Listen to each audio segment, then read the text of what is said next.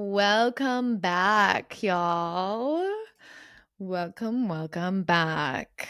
I am betting after last week's episode, y'all have been excitedly, perhaps anxiously awaiting this second episode this week, this part 2, continuing our discussion around staying in your marriage and some of the areas that I want you to be making the shifts in. And I just have to say, I'm fresh out the shower. I am recording this on Sunday. It is gorgeous weather here in Texas at the moment. After I finish recording this episode, Joe and I are going to go sunbathe out by the pool and just have a relaxing rest of the day. So yum. But I'm really excited to get to drop in and be with all of you first. And this is a fun little extra that I'm ending up throwing in at the beginning of this episode that I'm so grateful that I actually recorded, part 1 and part 2 separately from each other, because in between the recording of these parts, Quinn was messaging me this week, and she was talking about digging in a little deeper to her astrology and using a ChatGPT to do that.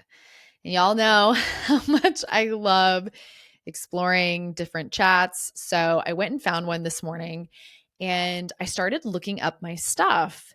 And then I, on top of that, got Joe's phone and started doing it through the same GPT on his phone and kind of asking it the same questions. And y'all, I loved it. It was so fascinating. It led to a couple, probably 2-3 hours of us just talking and discussing all these things that we were seeing that were really matching in some areas where we're like, oh, I don't feel like I've developed that part of myself yet. So my takeaway though from all of this is I did a lot of astrology around partners and relationships. And I was like, holy shit, this could be a really helpful resource for those of you wanting to check in with what am I wanting or needing, or what is best for me in a relationship.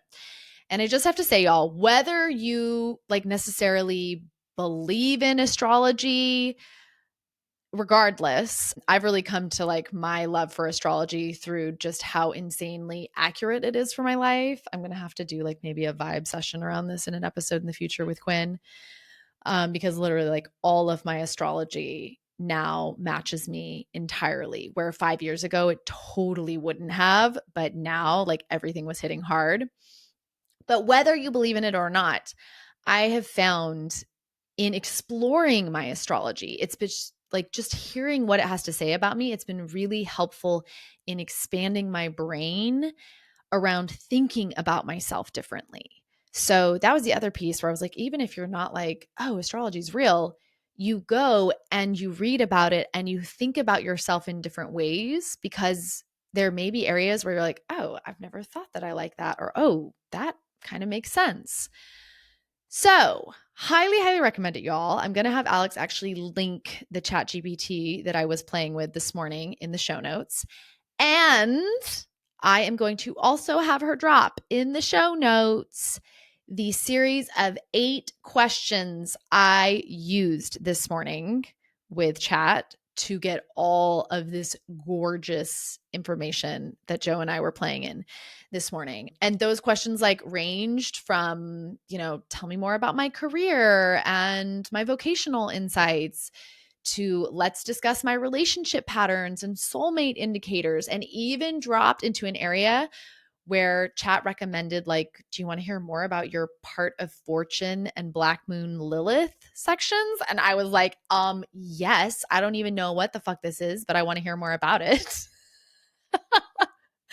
And ultimately landed in yes, can you explain and explore my tantric blueprint through my astrology?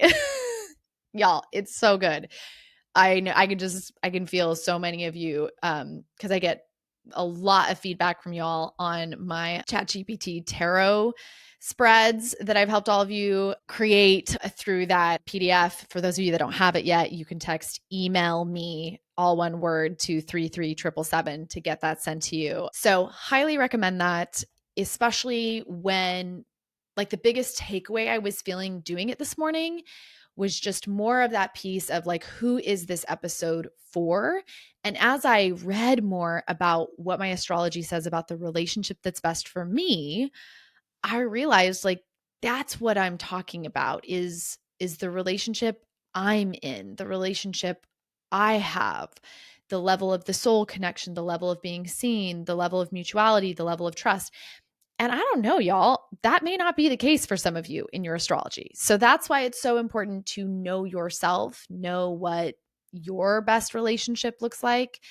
And remember that this episode, like I said in the last one, is specifically for those of us looking for the type of relationship I often talk about and espouse, especially in my episode where I'm mentioning, what I believe a great marriage really looks like. Okay, so with that incredible, like super sexy and fun resource dropped here at the beginning of this episode, yeah, I highly recommend you go play with. Let's drop back into my amazing shift list. And in the last episode, we did my very first one, remember, which is building a foundation in nonviolent communication. Now we are going to head into my second thing on the list, which is that I believe personal work has to be a priority, and that two halves do not a whole make when it comes to a marriage. So I don't know about y'all, but I definitely grew up thinking that like the way a marriage works is it's, a half and a half, and then together those two halves make one. They make a whole, and that your partner's going to complete you and they're going to be your other half, maybe your better half, right? No. Hail to the fuck no. I am so not for this anymore. I really hope to like kind of erase and at least change this idea that somehow your partner comes in and creates wholeness in you.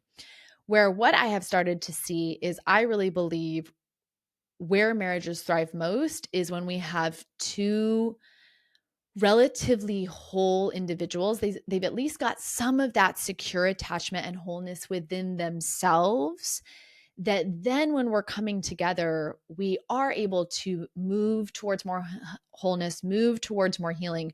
But we are not dropping into a marriage as a like half of a person being like, yeah, this is going to be great. Like this person's going to complete me.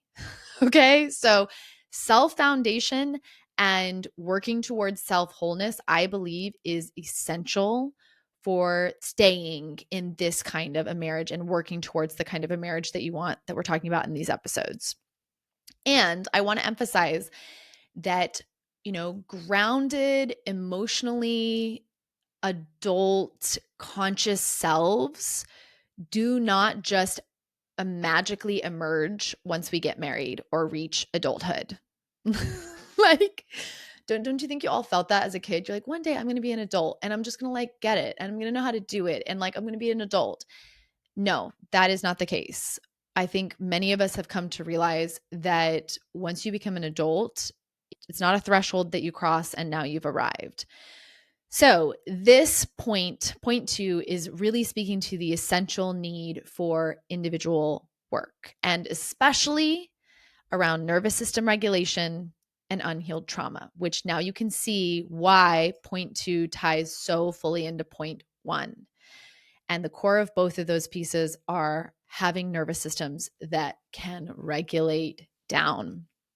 And how do we help our nervous systems get to that point? I have found the process for me and for many of my clients comes through examining and working through our unhealed trauma. So this is where some of the big core things that I'm passionate about and have talked about the podcast come into play. This is where complex PTSD resides, the work around that. This is where understanding our attachment styles and our attachment wounds comes into play. This is where learning about our childhood parts, nurturing our inner child, understanding our childhood coping patterns and how they unconsciously shape our adult dynamics. All of those parts are so key here.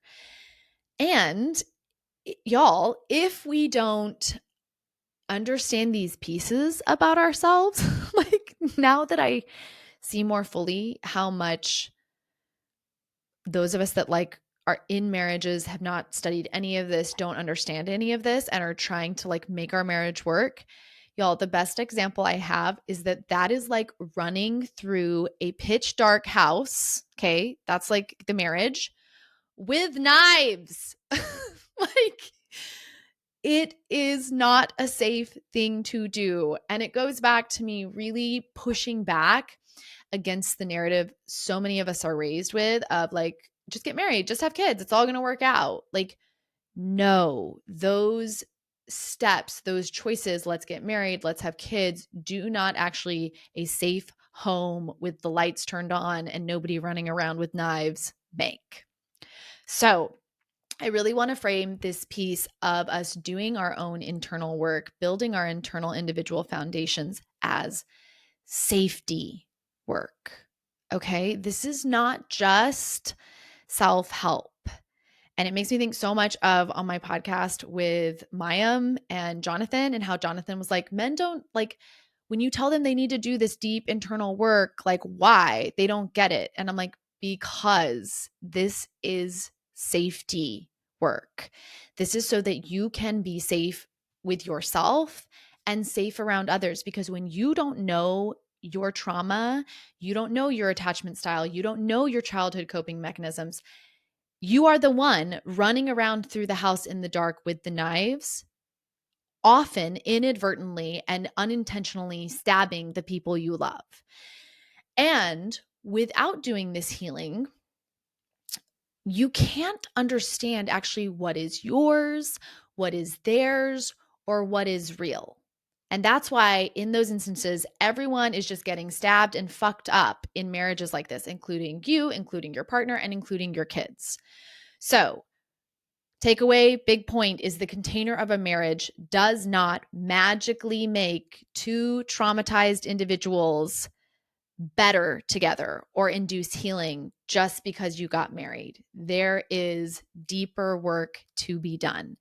Some of the tools that I want to recommend in this space, in our number 2 part of the list, is somatic therapy. I've really heard, I actually had a client posting yesterday about how much brain spotting, she was in the community posting about how much brain spotting is helping her. I've noticed EFT tapping has been really amazing for me lately. Breath work, this is journaling, this is doing parts work, this is getting educated about your trauma. And a lot of the education that I have espoused and that I want to remind everybody about on this podcast are going to come from the book Attached, the book Complex PTSD. I'm going to have Alex list all of these in the show notes. The book Children of Emotionally Immature Parents, and No Bad Parts. I think those 4 books are like must-have reads for both partners in a marriage that is struggling, in a marriage where you're like, hey, we both want to stay, but what the fuck is going on here? How do we fix it? We got to have grounding and information in those 4 areas just to start with. I'm sure there's a ton of other resources, but start with those 4. Now, let's go on to the third item on my list, which is mutual thriving over martyrdom. I want to challenge the idea that relationships must involve one partner shrinking for the other to survive. And I think we see this on both sides of the table, with us going into a marriage and thinking, I have got to make sacrifices, I've got to give up things for my partner to thrive or for the marriage to thrive. I do think this can go both ways. I think with men, this often comes in the whole like, I've just got to like pour myself into my career and not have any feelings. And then for us as women, it's often I need to give up myself for the children.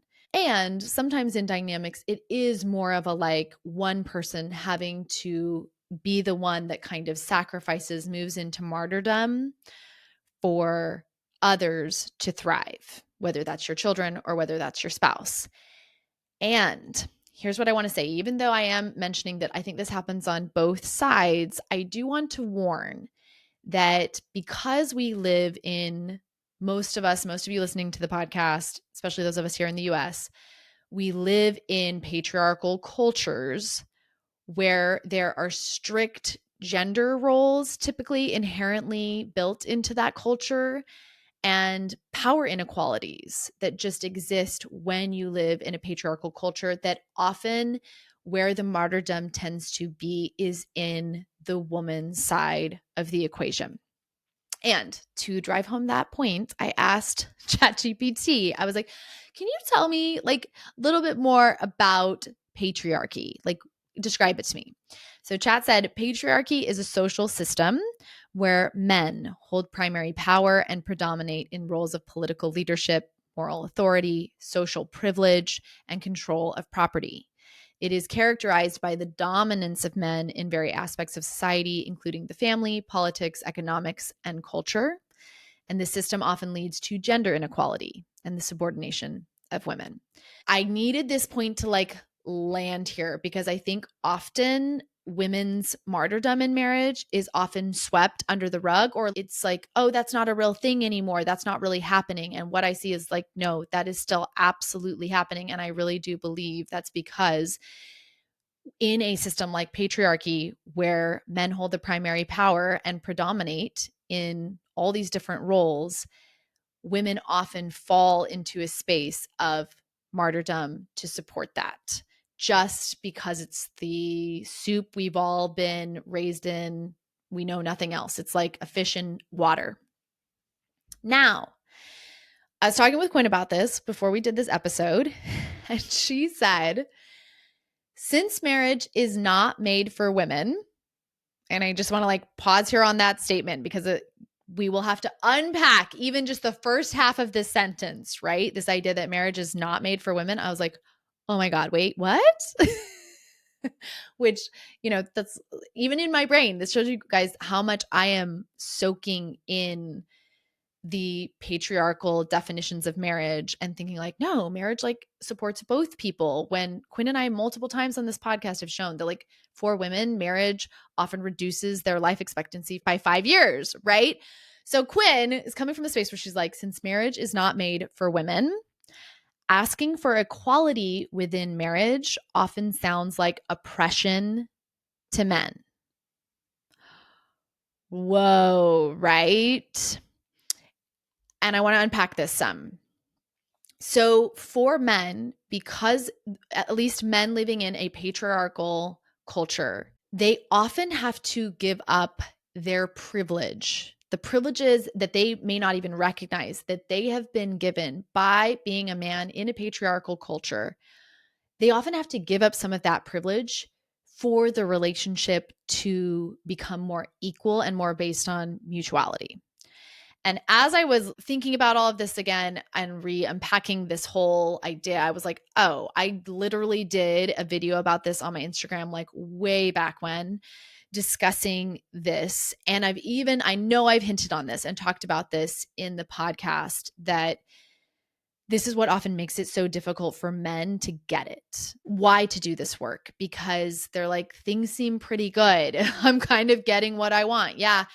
I'm just like going back to what Jonathan said on the podcast with Maya, where he's like, I mean, dudes are like, she cries occasionally, but like we're pretty good. And like we sit on the couch and we watch TV and it's like awesome. Okay.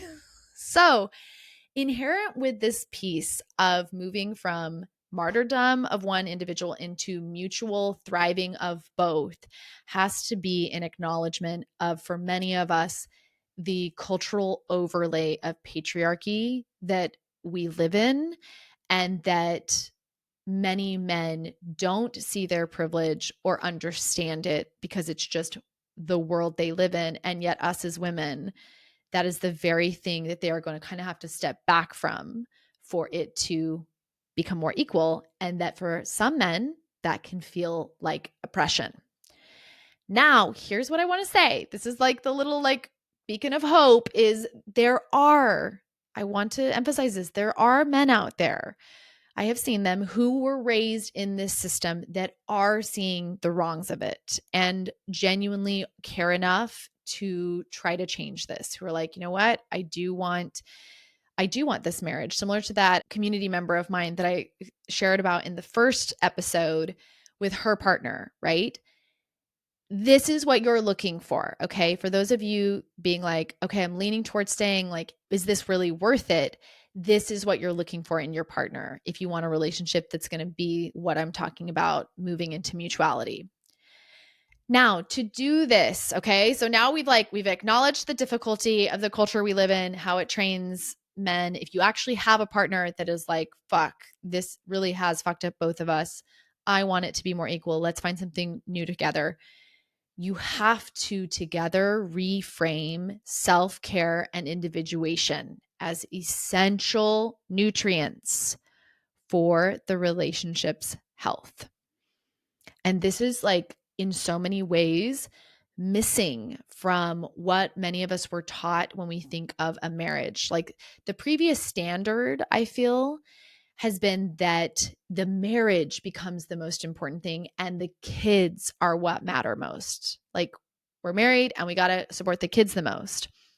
And if you actually go look at that, boots on the ground, y'all, if we really like honestly acknowledge this, that ends up being like driving a car and never putting gas in it. This is why so many of you are like, we're just like in our lanes going and all the focus is on the kids. And you're wondering like, why are we burnt out? Why am I not happy? Why is there no like spark or juice in my life? Because you have to have self-care and that individuation. That's the foundation. And then from there, we can start building into like, yes, the marriage also is a key piece. Yes, now we can also give to the kids. It goes back to that theory I have around like filling your cup first and then the overflow goes to everybody else. And for that to be possible, right, it is going to take both partners working together to accommodate this change. Okay. If there's going to be space for both people to have self-care and individuation, I do want to say that in most cases, the biggest changes will typically be for the male partner who may have been benefiting in, and I'm talking about this in like what most of you are coming to me with, which is like stereotypical gendered traditional marriage dynamics. The husband is the one who may have been benefiting from a lot of unacknowledged and unseen male privilege already within the relationship. And so if this was kind of the case in my marriage, I was the one that was like really burnt out, really stuck in martyrdom, really lost myself, did not have self-care, had no individuation. I was just a mom and a wife. And what I needed was support in, okay, we need to radically rethink how we've structured this marriage and this life so that you, as the Britta in the marriage, not just the wife and mother, get to have a sense of yourself as well. So this is a big piece, y'all, moving from the martyrdom into mutual thriving. And some of the questions I want you all to ask yourselves that can kind of help you to drop a little bit more into understanding like, okay, what do I need for self-care and individuation is what helps me feel most like myself. I mean, how many of you have asked yourself that in the years since getting married? Right? It's like so many of us live and care about our individuation until we get married, and then it just goes out the window, and we believe we can pour all of ourselves into a marriage and kids without anything left for ourselves, and that's going to be sustainable. It's just not. So you ask, what helps me feel most like myself? And then you look across the table and you say, how do I support my partner in doing the same? And with that caveat that for a lot of you, it may not necessarily be right now, how do I support my partner in doing the same? Because if you were in my situation of what my marriage was like, I was giving everything to support my partner being able to do all the things he wanted to do, being able to go out and thrive in his career and be successful without asking, what do I also need to feel most like myself? Okay, point 4 is want matches and non-negotiables. I want to start this one by addressing I think it's a pretty like sobering truth and reality that we all want to pretend is not real. But It's the reality that compatibility, y'all, is not static. Okay? What matched for you 15, 20 years, even 10 years ago just may not match today. And this harkens back to the episode I did where I talk about the 50-year marriage myth, which is this idea that you could marry someone 50 years ago and somehow 50 years later, it's still going to be a match. Like I really break it down in that episode. So if you haven't listened to that one yet, go listen to it. If you have in the past, you may want to listen to it for a refresher. And the concept that I love the most, like the tool that I think helps the most with checking in on this compatibility, is a tool that comes from Brooke Castillo and the school that I certified with, the Life Coach School. And I'm going to link this podcast episode in the show notes. But she came up with this brilliant idea of want matches and taking the time to identify your own wants and then your partner identifying theirs. And then you just checking in, like taking those two lists and being like, how many of our wants are actually matches? You know, my memory's being jogged right now. I'm like, oh, I literally read a comment this morning in my community from a community member who was talking about this exact same thing. She talked about how when she and her husband first met, they were super into all the outdoorsy stuff, hiking, skiing, just like that was their jam. And now over the years of their marriage, she is still deeply into that, super passionate about it. It's one of the things that she enjoys the most out of life. And he is no longer. And it is a real source of sadness and disconnect in their marriage because here she is wanting to go out and connect with her romantic partner in these ways. And he just does not have a desire around that anymore. And why I like so much the way Brooke frames it is us just starting to be more honest, I guess, about like, okay, it's a little silly.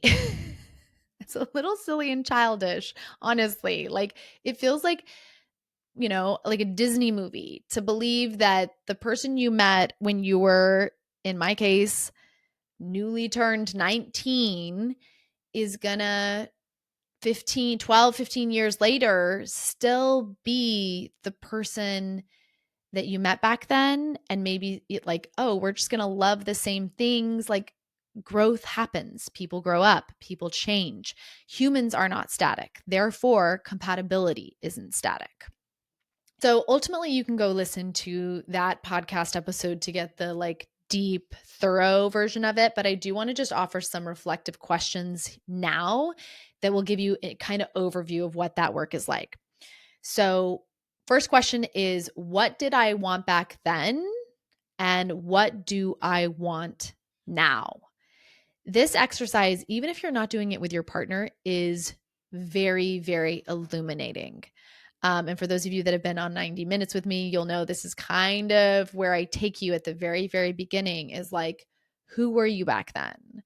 What were you going through? Who were you wanting to be with? What were you thinking life was about back then when you met your partner? And then what do you want now? Next question is, where are we aligned or misaligned? And final question is, what are my true non-negotiables versus inherited expectations? And I believe she talks about that in the episode about non-negotiables and how these are the things that, let me put it this way. I realized towards the end of my marriage that for me, living a good life, a non-negotiable for me is to have like deep soul connected, seeing emotional, physical, sexual relationship with my chosen partner. That is a non-negotiable. I don't want to go through life without that. And so in my marriage, even though there were other things that were important to me, that ultimately was a non-negotiable and that was missing. Therefore, it was not a fit for me to stay. Versus the inherited expectations, which inherited expectations for me would have been like, you don't get divorced. Like, marriage is sacred. And no matter what, you need to stay to make it work for the children. Those were all expectations I had, or, expectations that my husband's going to be the one that provides for me. I am going to be a stay-at-home mom. Those are not actually my non-negotiables. Also, I want to finish off this section by sharing this just gem of a little line. I sometimes call them, when Joe gives them, I call them Joeisms. So Joe and I were talking about this episode ahead of time, and I was asking him, like, what do you think it takes to stay in your marriage and to, really change it in the ways it needs to? And he said, you have to understand that compromise is dinner, not compromising your core. And I was like, oh, that's so good, right? And I dive into that more thoroughly in the episode where I talk about what I believe a great marriage looks like, and that this whole idea that, no, guys, we are not compromising on our core non-negotiables, on the things that are like the most important to us. Compromise is, okay, where are we going to go to dinner? And you want Mexican and I want Italian. Okay, cool. We can do Mexican tonight. That's compromise. Fifth item on the list is burn the rule book, questioning the shoulds.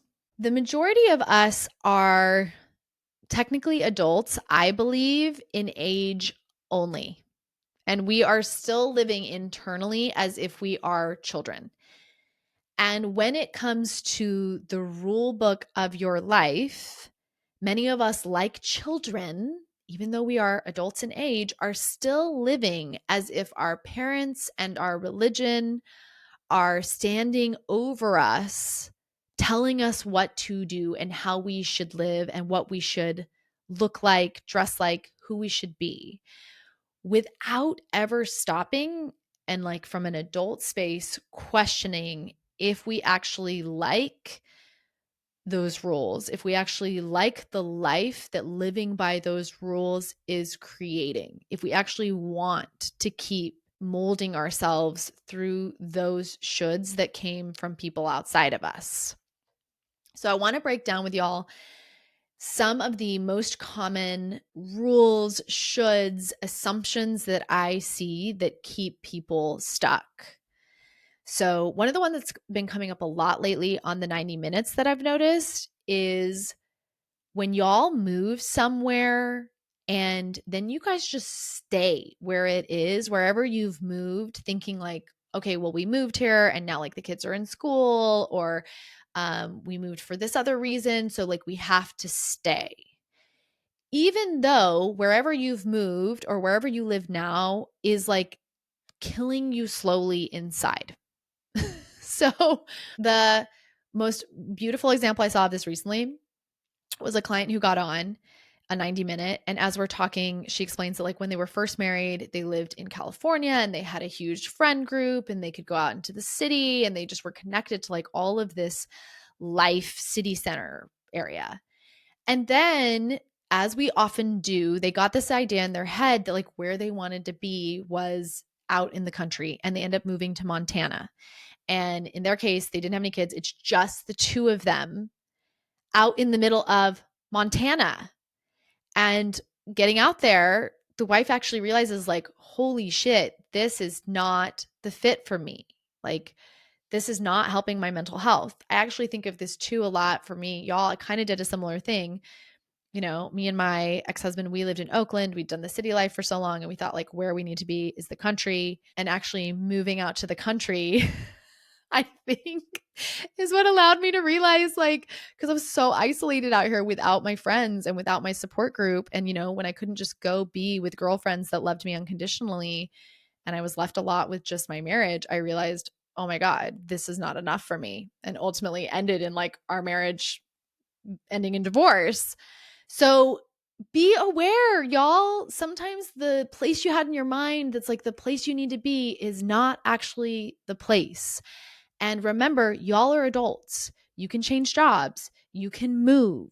If you're able to speak up and be like, look, this is not a fit for us, we need to find something else. I think often sometimes too, we're so, once again, like, well, we'll just sacrifice it so that the kids have what they need. you can find places where everybody's needs get met in the ways that they need to be.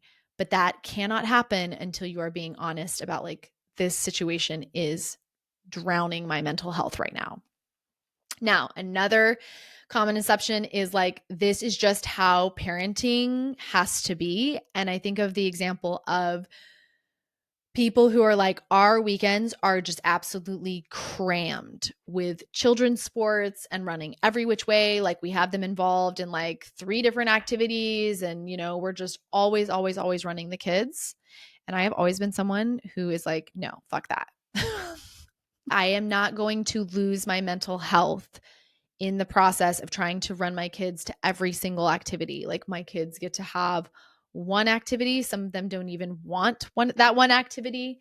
And that is just fine with me. So questioning the assumption that being a good parent means having your kids involved in every single thing and spending all of your evenings at dance practice or baseball practice, if that is coming at the expense of your connection with yourself or the connection that you, if you're listening to this podcast, want, which is a deep connected relationship with your partner, it's time to reevaluate.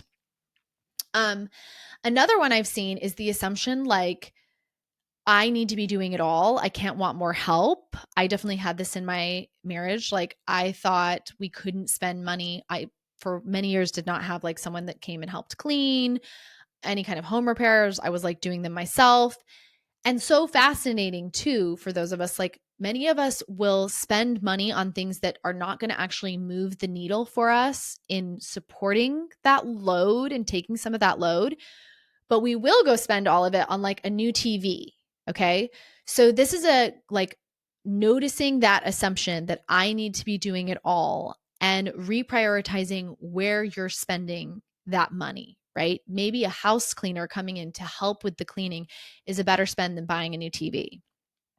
Another assumption is, and this one I want to call out loud and clear, I've seen this come through in a couple 90 minutes as well, where in your marriage, you reach a point where like maybe both of you had your own careers at the beginning, but then you start having children and the paycheck that you're making happens to be less than your partner and it costs all of the childcare. And so there's this moment, this assumption that comes up where it's like, well, you going to work is basically just like you working to pay for childcare. So you should just go home and be with the kids all the time, without anybody pausing and going, wait a second, is you being at home 24/7 with the kids actually a really good fit for your mental health? Like, yes, I understand we're coming out kind of in a wash here when it comes to childcare. But, and Quinn made this amazing point while we were discussing this before this episode, where she was like, yeah, but if she's working, she's still, potentially contributing to a 401k. She's still building her resume. She's still building her career versus you come home and stay with your kids. All of a sudden that gets wiped out. And when you re-enter the workforce, you don't have any of that. So obviously, whether you decide to go home with your kids or not is a deeply personal choice, but I want to expose this assumption that gets brought up so often of, and especially I've seen it most often in a patriarchal world where women are often making less than their spouse. It is just assumed, well, because you're making less and it's really only paying for the amount we're paying in childcare, you should just go home without asking, is that actually what you want? Does that actually work with your mental health? So I want you guys to start questioning, if you are wanting to stay in your marriage, right? Questioning and challenging what has been handed down to you as the good life, where you should live, what it should look like, versus what is actually true for both of you.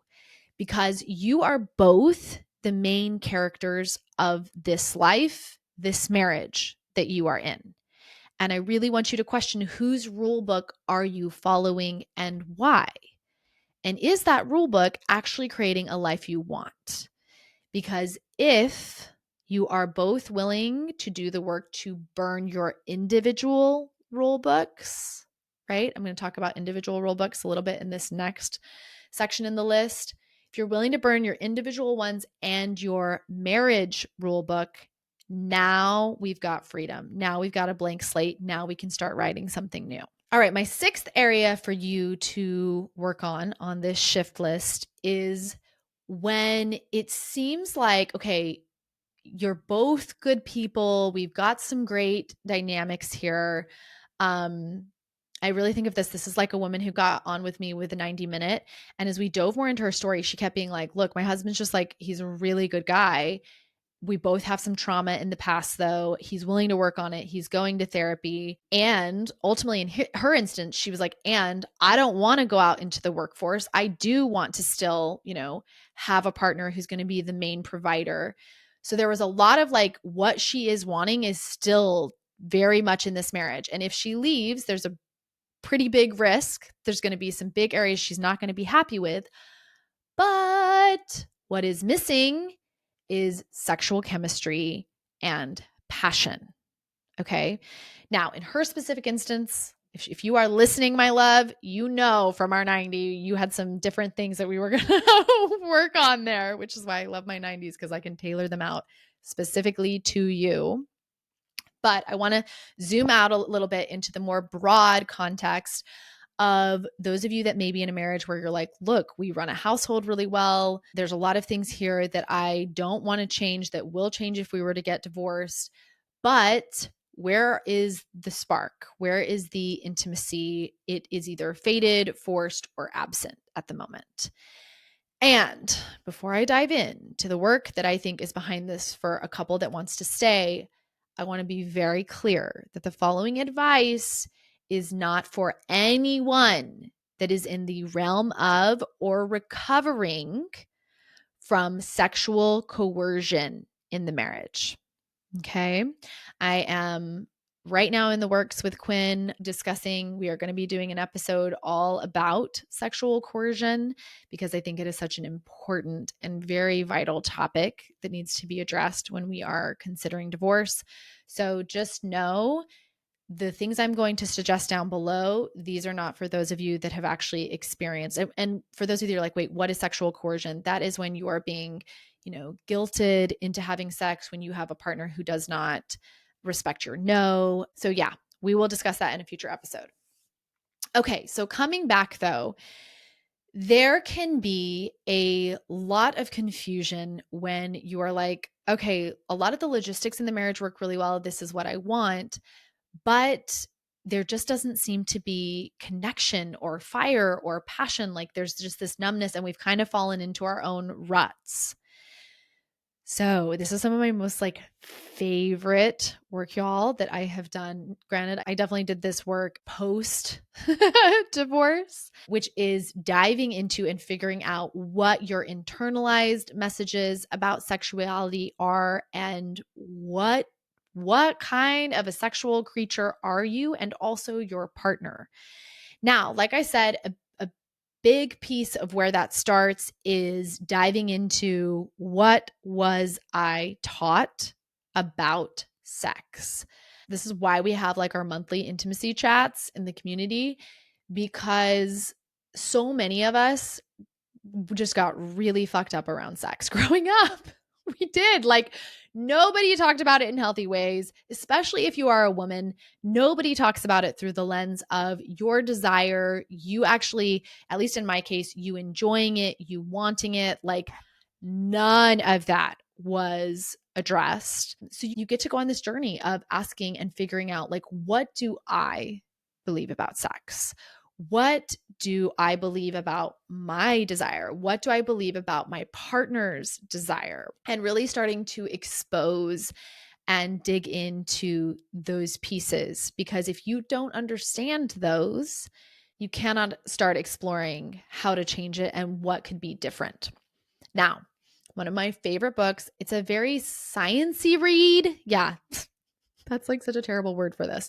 But just know that reading it is a little bit in depth and also so fascinating though, is the book, The Erotic Mind by Jack Morin. This was really the book. This and ultimately kind of Existential Kink as well are some of the books that I used the most when starting to understand more about myself and how my trauma has shaped some of my kink and my eroticism, especially in the erotic mind. I love how Jack Moran just like blows out of the water our normal ideas around what turns us on, and that actually we are often shaped by emotion and shame and taboo. Like, y'all, this book is incredible. And in reading it, I was like, oh my gosh, I cannot believe how many of us are in marriages, like not understanding any of this about ourselves. Once again, we are just running around in houses with the lights turned off with knives, like trying to find some sense of connection and pleasure. And then you go into the realm of intimacy and everything is just like extra, extra sensitive and like scary and shame filled there. So this book is amazing for exploring a little bit more and understanding yourself through a much deeper erotic lens around sexuality. And then I specifically love for women that, and I actually would recommend both of these books, right? Especially if you have a partner that does not understand female sexuality, which it is the standard, that is the norm rather than the exception because of our damn patriarchal culture and the emphasis on males' pleasure and sexuality. The other book I would recommend is Come As You Are by Emily Nagoski. And this book just, especially if you are one of my listeners that just feels like your sexuality, sexual pleasure is like a black box. It's confusing. You don't understand a lot about your body. I mean, I think back to where I was at 5 years ago, and holy shit, is it a whole different world now, 5 years later, with the amount of interest and energy and time I have invested in really understanding and coming to learn and know myself and my body. This book is great for helping you with understanding like how does context and stress and safety shape your desire and so many other pieces. So these are must-haves. Now, I do want to say that if your marriage is already feeling strained, okay, you may find that there just needs to be more work in those other areas that I've listed on this list before this area gets to be worked on. And I want to emphasize this because one of the biggest mistakes I see is husbands pushing for this area first when we don't have any growth or work in any of the previous 5 areas that I've listed. And that kind of also goes a little bit more into that realm of sexual coercion. When you have a partner who is just like, when do we get to have sex? When do we get to start touching each other again? And you are still back in like, I don't feel safe communicating with you. And are you doing your personal work? Hit the brakes here and direct into those other areas first.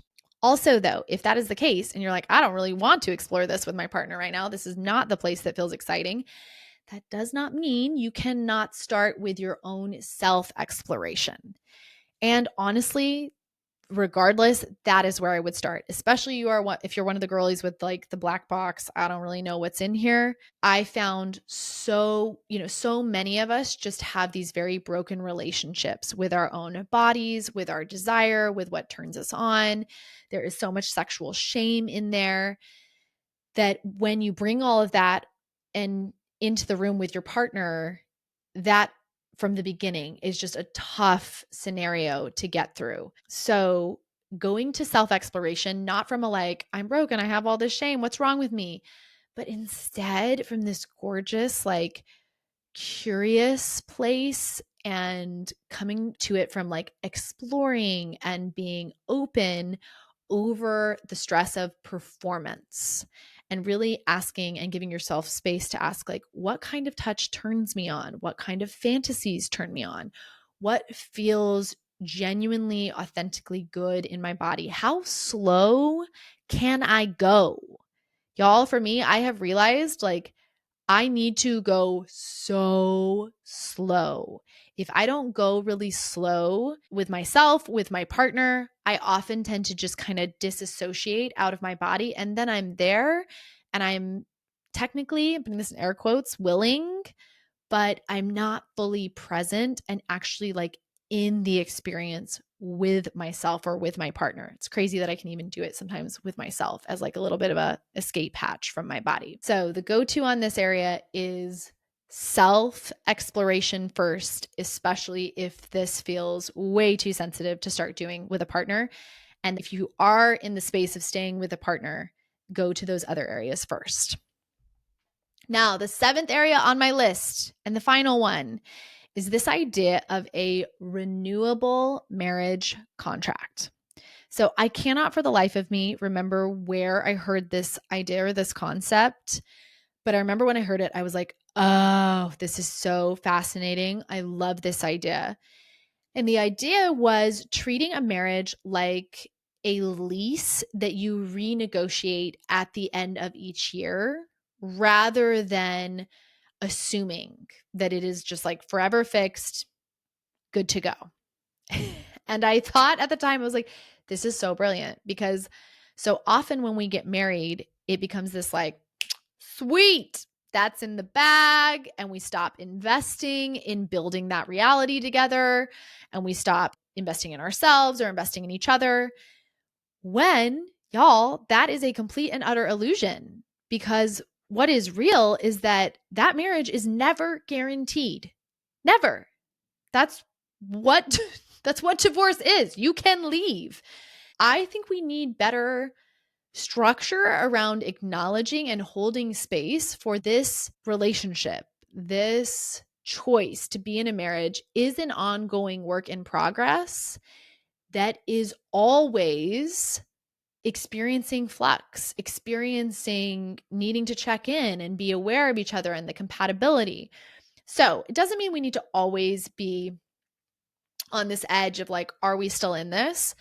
But I loved the idea of like a yearly or seasonal check in where it's like, okay, what is working? What do we need some more renewal or focus around? What version of ourselves are we in now? What's on the horizon? What do we feel like each of us is moving towards or needing more of or less of? And that this could potentially help keep the relationship more alive and dynamic and truly chosen going forward. Because I can tell you guys, there is nothing more sexy. It is such an incredible feeling when you are in a relationship because you're choosing it, because you're like, yeah, this is where I want to be. There's nowhere else I'd rather be. Like, I want to be in this with you. And to receive that back from your partner. I've gotten to a point too where honestly, like as much as I adore my partner, Joe, if we ever reached a point where he was like, this is not a fit for me, and I really just want to pursue something else, or I've met someone, yes, I would be sad, but I would absolutely want him to choose that. I don't want to be in a relationship. I don't think I've ever really wanted it, but I'll say I don't want to anymore ever be in a relationship with someone who is just staying with me out of obligation. I want to feel chosen in my relationships. That is super important to me. It's kind of a non-negotiable. I'd say the way Joe and I kind of do it is there is this feeling of like we are always acknowledging that this is an ongoing work in process. And yes, we are committed to each other. And it does feel like we are like, yeah, we want to build this amazing life, like long term together, this long vision. But it has never slipped into that, like, let's kick back on our heels. This is just going to be what it is now because we're, quote, married. So I think this one requires a big expansion in our ideas about what marriage is, but I think it really has a huge potential for helping both people stay engaged and dynamic and choosing back in instead of letting things just slide. Now, I want to finish up this episode with a secret tool that I don't think anybody really talks about in this way. And it came out of me getting that email from Maya mentioning being on the podcast with Christine Taylor and going and researching more about her and Ben Stiller's separation. And it made me want to reframe for a lot of us that I think separation can actually be a space that can be very healing And it doesn't always have to be harmful in the way that I see so many partners that, if you're the one that is having the partner come to you and say, look, things are not going well and I'm considering divorce, those partners usually like lose their shit and clamp down on the relationship, or like, no, you can't leave.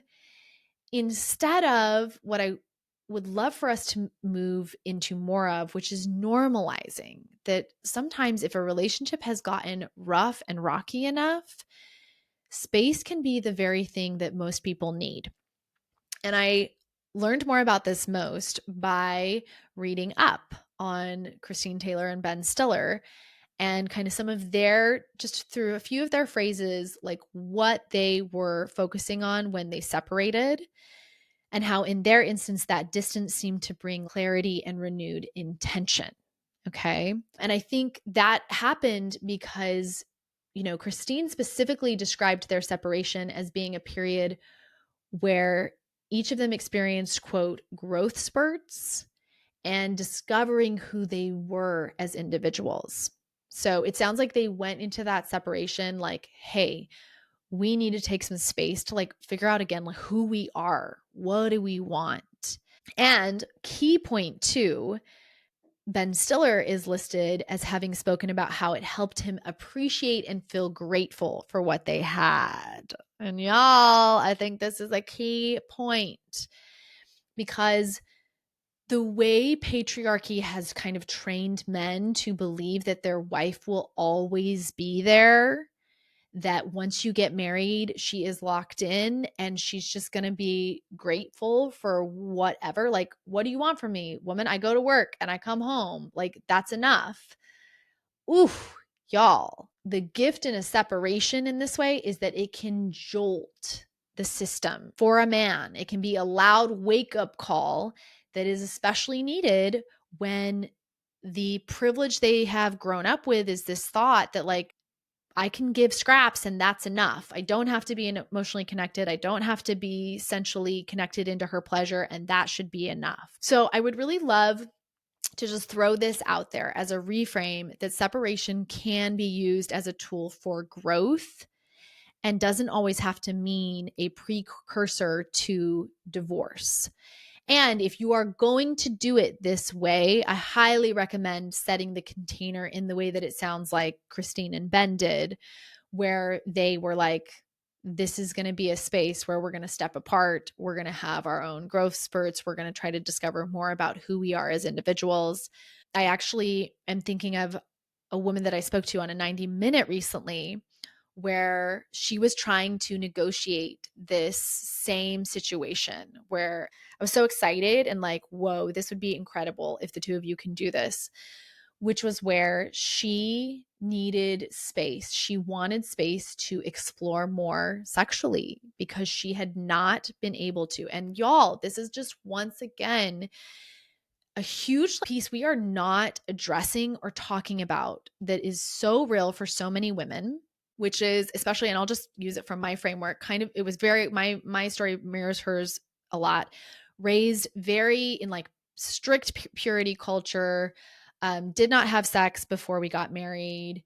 And then within the marriage, the sex and the intimacy just like is not, in her case, it is not enough. It is not working for her. It is not feeling good. In my case, I didn't know enough about my sexuality to know how much it was not even close to what my body is capable of, what my soul and my mind are capable of when it comes to eroticism and sexuality. And so you're trapped in this marriage where you haven't gotten to explore or learn anything about yourself. She felt like the process of coming to explore and understand and experience her sexuality was stolen from her. And I completely agree with this. I think it is really fucked up to tell people to not have sex until they get married. And then you get married to someone who that's your only partner the rest of your life, especially because, in my instance, and the same can go for, this can also be flipped around to like my husband and his experience. we both were virgins who had never done anything, come out of very strong, shameful, sex negative cultures. And then we enter this marriage and we have to explore and figure all that out with each other with no real framework or support around that. It's just like, yeah, y'all, you can feel, I'm like, okay, I need to stop going down this rabbit hole and do this on another episode. But this is a big deal. And it was for her in this marriage. And it was not like, I don't love you or I don't want to be with you, but I have things I want to experience, that I want to understand about myself, that I want to understand about my sexuality and the world, that were taken from me because I was told this would be enough. And I'm waking up to that it's not. And her advocating for something similar to this of like, let's separate for a year, let's explore things, and let's see at the end of that what we can create from it. And I was totally on board with this, y'all. I was so on board with this. And ultimately, I don't know what ended up happening with them because we only met on a 90-minute, but I have to say I deeply admire and honor couples that are doing this work. And although this might sound like, oh my God, that's really out there, no, y'all, this is very big, kind of behind closed doors, mainstream work that is happening right now. And although I have not read a lot of Esther Perel's work, I have clients mention it to me often. She makes me think of this kind of work that acknowledges that the structures and the rules that we have inherited, the ideas of like, oh, this is what makes you a good person. You shouldn't have sex until you get married. And then you should get married and just be totally content with it, are not actual real realities for a lot of us in our marriages.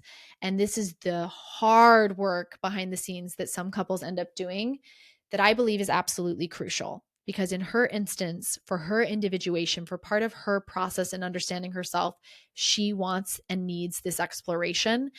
And wouldn't it be amazing to have partners that can hold space, that can find their way through that together? Oof, y'all. It's just, I'm like, woo, it gives me chills thinking about people finding their way through the messy of relationships and situations like that, that were not necessarily picked by either one of those people, but are like where they find themselves now. Now, before I close out the episode, I do want to just hit on a few quick blind spots before we end. First, this only works. Okay, doing this work in these various areas of this list, I do believe this only works when there is fundamental safety in the relationship and both people are willing.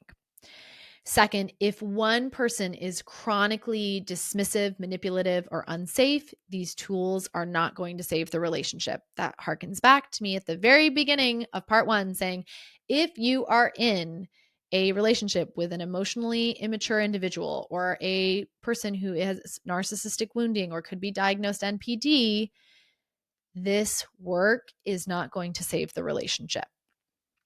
Third, and I really want to emphasize this one, I want to say that for some of you, the economic realities and parenting burdens in your life may make this work hard.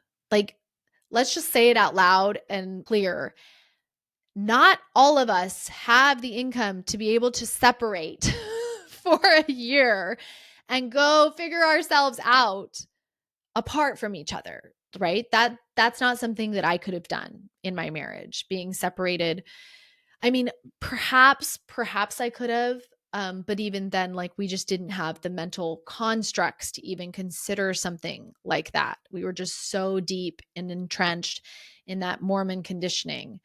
So I want to be very clear. Economic realities may make separating in that way for long term very difficult. And that is okay. That does not mean you are failing. This is not a standard that you have to live up to. It just is what it is. And also parenting burdens. Okay. And many of you may not have the same access to space and therapy or privacy. So hold this, those of you that are considering staying, hold it gently. And remember to always measure it against your own realities. What are the facts of your own experience? Also, I want to say unequivocally here, if you are the only one doing the work, That is not the staying I'm talking about in this episode. Okay? That, in my view, if you are the only one doing the work and you're still believing that you are building something, that's not staying, that's just surviving. And I would offer that if this episode has kind of made you realize that, then you've got the whole rest of my podcast to support you and lead you through some of that work to really admit to yourself that maybe staying is not the fit for you. Also, a lot of what I was acknowledging in this episode is through a more cis hetero lens, because I was talking about so much of like the patriarchy and the way male privilege functions.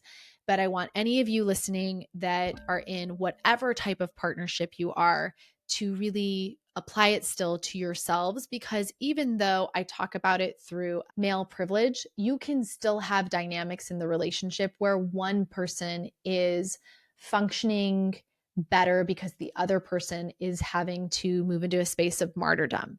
So reflect on what is and resonate with what is, and leave the parts that don't apply to you to the side.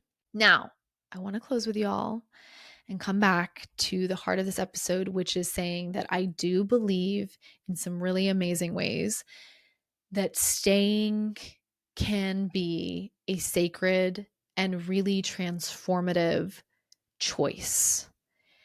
You can stay and still grow. You can stay and reclaim yourself.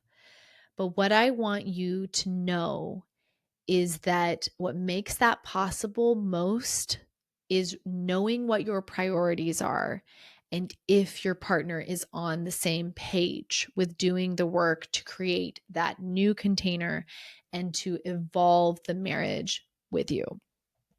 I really hope that this list becomes a resource of starting points, right? You can pick like any of these areas to start jump starting the work with your partner, to really see how open your partner is to reinvesting and renegotiating and creating something new with you.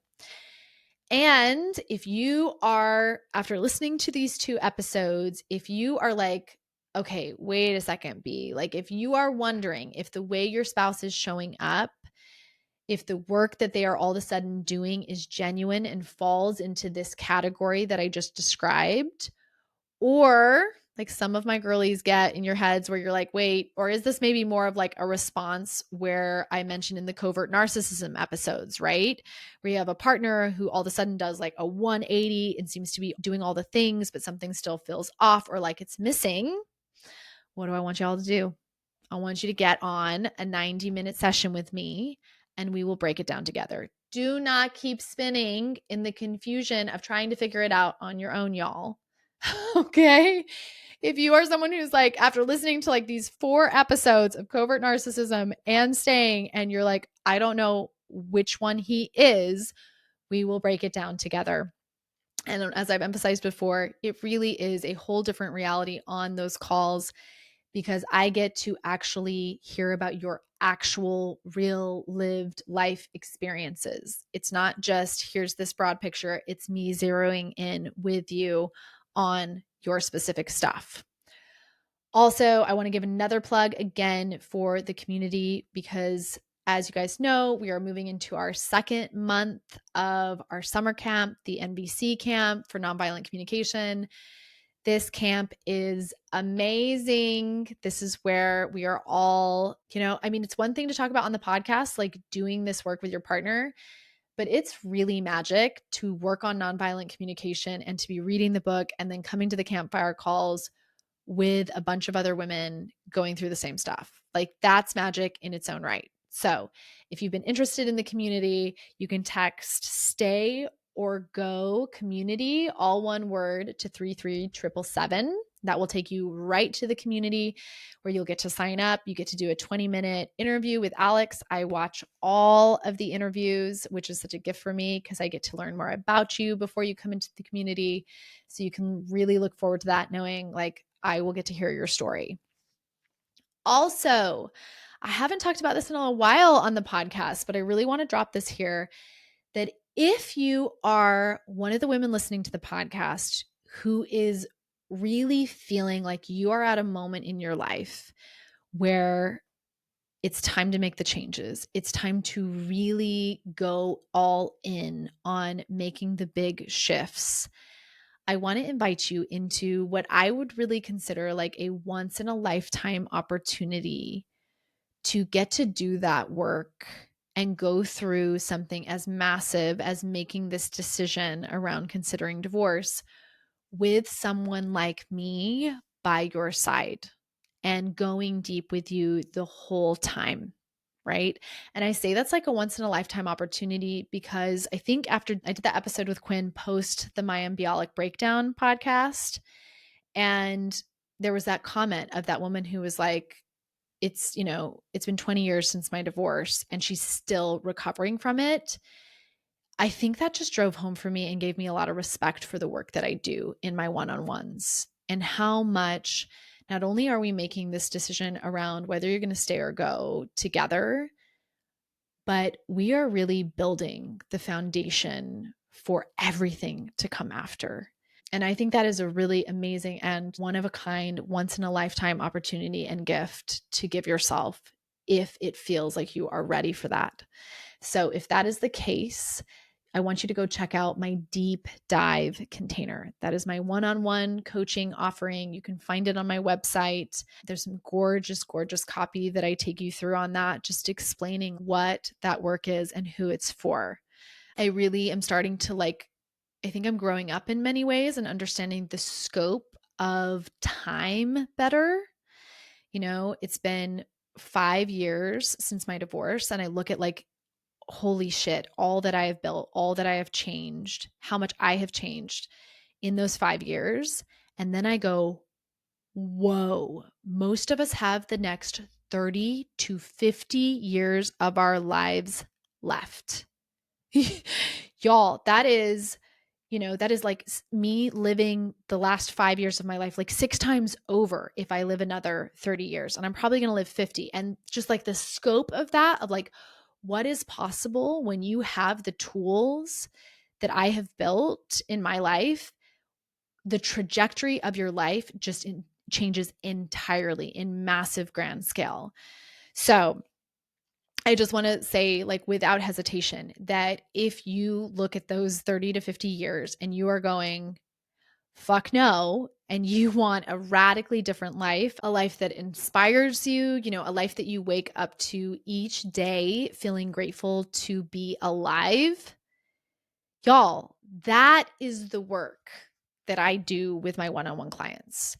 And I think it was Mayim in the podcast where she and I were talking, or maybe it was her talking with Christine, where she made that point where she was like, you don't just talk about the considering divorce choice. It really is so much bigger in scope. And it is, y'all. You can hear it in the podcast. Underneath all of this, I am talking about how do you live a really deep, soulful, good life. And when I do my deep dive, that is ultimately the work that we are doing underneath all of it. We're doing it through the gorgeous lens of considering divorce, but ultimately it is the deep work of coming to yourself, knowing yourself, and having the tools that then make your life going forward something radically different. So if that's been calling to you, go check it out on my website, stayergocoaching.com. For the rest, y'all, make sure rate and subscribe the podcast, please. Every time you do, it helps me reach even more women. And specifically with this episode, y'all, if you know a friend who would love to try those astrology questions at the beginning, shoot this episode over to them because they'll be in our show notes. Or maybe you've got a friend that is trying to build a conscious relationship in their marriage right now. Maybe they're not to the point of considering divorce, but they are wouldn't that be great, right? If they could have these areas to be working on now before they're even to the point of considering divorce, send this episode over to them as well. Remember to follow me over on YouTube, Facebook, and Instagram. And I will see all of y'all next week, my loves. Bye.